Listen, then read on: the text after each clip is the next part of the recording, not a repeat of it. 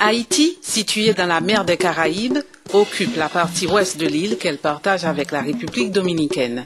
Indépendante depuis 1804, après l'unique guerre de libération d'esclaves victorieuse contre la puissance coloniale française, Haïti traverse depuis plusieurs années une crise sociale et politique sans précédent.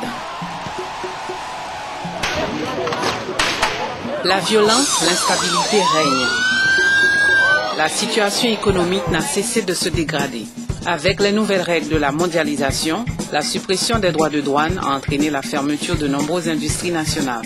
Dans l'agro-industrie, toutes les usines de transformation de lait ont fermé leurs portes au cours de la dernière décennie. En Haïti, la production de lait souffre de deux handicaps. La concurrence des produits importés, en grande partie de l'Union européenne et du Canada, facilement accessibles sur le marché, et puis les difficultés de commercialisation. Le pays importe chaque année pour plus de 40 millions d'euros de produits laitiers.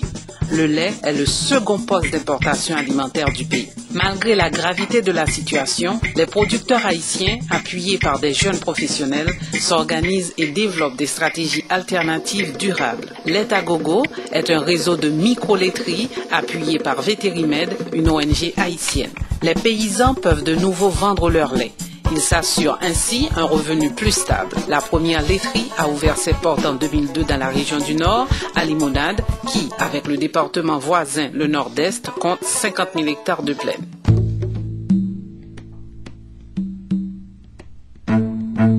En 1999, une violente sécheresse a sévi sur tout le Nord-Est d'Haïti, tuant une grande partie du bétail.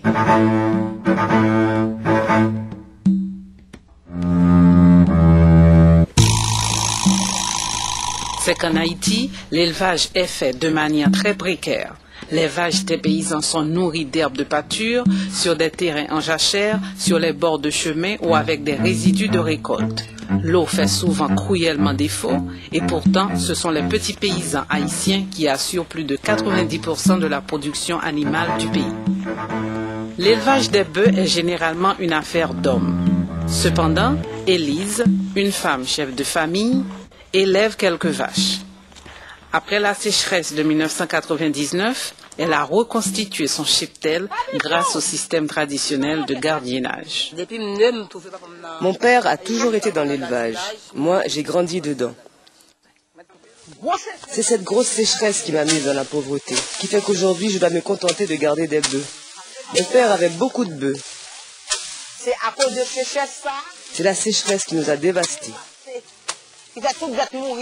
Toutes nos bêtes sont mortes, de faim, embourbées ou encore de soif. Et mourir par soif de l'eau. Surtout pour même qui fille qui fait gardiennage. Pour moi, par exemple, qui est femme, l'élevage représente beaucoup de travail. Entre 6 h du matin et 4 h de l'après-midi, je devais marcher avec les bêtes pour les faire manger un peu d'herbe au bord des routes. Et puis à 4 h, je les ramenais dans l'enclos. Mais maintenant, grâce à Vétérimed, nous avons pu fermer nos terrains. Ils coupent terre pour nous et ils donnent nos herbes pour nous planter pour bêter manger. Nous-mêmes, nous coupons bois, nous fouillons tout, nous plantons. Ils nous ont donné des semences pour nourrir les bêtes. Nous-mêmes, nous avons fait des clôtures. Eux, ils ont apporté les semences ici par camion. Nous les avons plantées et nous pouvons en bénéficier. Nous ne connaissions pas cette technique de planter des herbes. Autrefois, nous nous contentions de couper l'herbe de Guinée par-ci et par-là. Et même là, on préférait la garder pour couvrir nos maisons. On est toujours méfiant face aux nouvelles techniques. Mais quand on constate que c'est avantageux, on les adopte. Vétérimed, une ONG haïtienne spécialisée dans la production animale, s'investit dans la recherche de mieux-être dans les conditions de vie des paysans par le renforcement de l'élevage. Ainsi, Vétérimed a lancé un programme d'amélioration des espèces fourragères. Il s'agit d'améliorer leur qualité et leur disponibilité en période de sécheresse. Ceci se fait essentiellement à travers des organisations paysannes. À peine ça me même. Je vis une situation particulièrement difficile. Dernièrement, mon père est mort, j'étais déjà démunie, mais j'ai dû dépenser beaucoup pour l'enterrer. Ce qui me tient, c'est d'abord Dieu. Et ensuite, c'est parce que je suis membre d'une association. Moi, j'ai bon Dieu en premier, moi, non, association en deuxième. Moi, je n'ai pas de idée, ni dans l'idée vétérinaire pour nous parler de monter organisation, mais c'est pour nous encourager.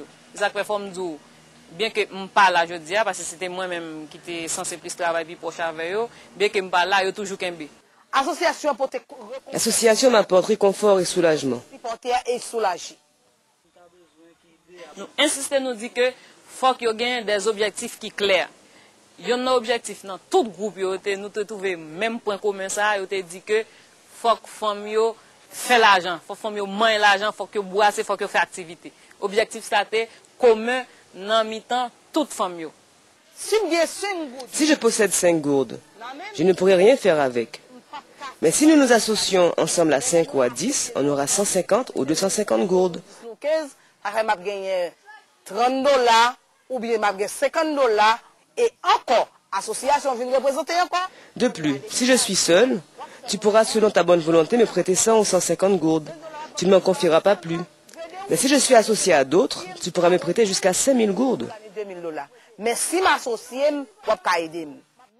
Nous devons nous jouer ça après un mois. Et puis, il y a quelques petites activités épargne. Activités épargne, ils ont commencé d'abord par fonds personnels. Ils ont commencé à recueillir en quantité de cob. Et puis, il y a prêté monde qui a vu un intérêt au fur et à mesure. Tout a augmenté, quantité a augmenté, plus mon avion pour faire commerce. Parce que, comme nous disons ça, femme pas presque chita. Même les gens dans la salle de gagner, ils dégagent, ils mettent col dehors pour notre petit bagage. Non seulement nous te disons même faut qu'ils réfléchissent pour qui ça va faire, nous-mêmes nous avons réfléchi pour nous qui gens nous aider pour atteindre l'objectif qui c'était plus grand rêve que c'était de te brasser pour te changer les conditions de vie. C'est ça que nous-mêmes nous devons venir avec projet vache là. Ici, à Limonade, dans le nord du pays, on se prépare à distribuer 10 vaches. C'était une des premières opérations de la campagne d'investissement solidaire avec les éleveurs haïtiens. Ce programme représente une forme originale de coopération entre des investisseurs solidaires du Nord et des éleveurs en Haïti.